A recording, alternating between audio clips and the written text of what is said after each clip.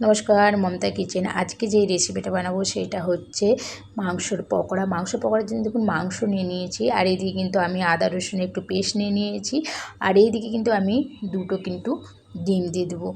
देखुन दुटो किन्तु आमी डिम दिये दिচ্ছি আর এর মধ্যে কিন্তু আমি যেটা দেবো হচ্ছে ময়দা আর দেবো একটু কর্নফ্লাওয়ার পাউডার আর একটু দেবো হচ্ছে লঙ্কার গুঁড়ো একটু যাতে বেশ খুব সুন্দরভাবে ঝাল ঝাল লাগে। দেখুন একটু কিন্তু আমি তারপর দিয়ে দিচ্ছি 65 এর মশলা। তারপরে আমি এর মধ্যে কিন্তু একটু ভিনেগার দিয়ে দেবো, আপনারা পারেন লেবুর রসও দিতে পারেন। দেখুন একটু দিয়ে দিচ্ছি সামান্য, বেশি দেবো না। তারপরে কিন্তু এটা ভালো করে কিন্তু একসাথে ভালো করে মাখিয়ে নিতে হবে। এর মধ্যে কিন্তু আপনারা বেসনও দিতে পারেন আরও যাতে বেশ খুব সুন্দরভাবে খাস্তা হয়। দেখুন যত ডিম দিবেন এটা কিন্তু খুব সুন্দরভাবে কিন্তু খাস্তাটা ভালো হবে ভাজাটা। আর দেখুন এর মধ্যে কিন্তু আমি আলু দিয়ে ভাজবো। দেখুন আলুটা কিন্তু আমি দিয়ে মাখিয়ে আধ ঘন্টা রেখে দিয়েছিলাম। দেখুন আমার আধ ঘন্টা হয়ে গেছে আর এই দিয়ে কড়াটাও আমার তেলটা গরম হয়ে গেছে আর এইদিকে কিন্তু আমি এক এক করে কিন্তু খুব সুন্দরভাবে আমি ভেজে নিচ্ছি। আপনারা পুরো ভিডিওটা দেখবেন।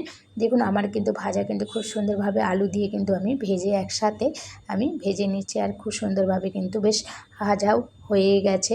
এর উপর দিয়ে কিন্তু আমি যেটা দেবো হচ্ছে কড়ি পাতা। কড়ি পাতাটা কিন্তু আমি তখন দিই না, একটু আধা ভাজা হওয়ার পর আমি কিন্তু কড়ি পাতাটা দিচ্ছি। কড়ি পাতা দিলে কিন্তু খুব এর মধ্যে মাংসের পকোড়াতে টেস্ট আসে।